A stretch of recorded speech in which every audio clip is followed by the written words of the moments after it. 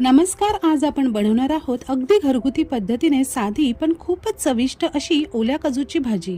ही भाजी सर्वांनाच खूप आवडते आणि हिवाळा सरताना उन्हाळ्याची चाहूल लागली आणि ओले काजू मिळाले की घरात हमखास ही भाजी बनते.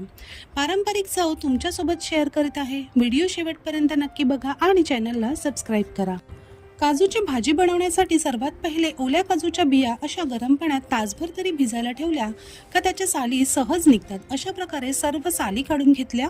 त्यानंतर एका पॅनमध्ये तेलावर 10 ते 12 सुके काजू खरपूस रंगावर भाजून घेऊन नंतर त्यात उभे पातळ चिरलेले कांदे गुलाबी रंगावर भाजून घ्यायचे आणि ते मऊ झाले की त्यात 7 ते 8 काळे मिरी, चक्रीफूल, दालचिनी, बडीशेप, लवंग, हिरवी वेलची, धने आणि जिरे घालून सर्व मसाले भाजून घ्यायचे.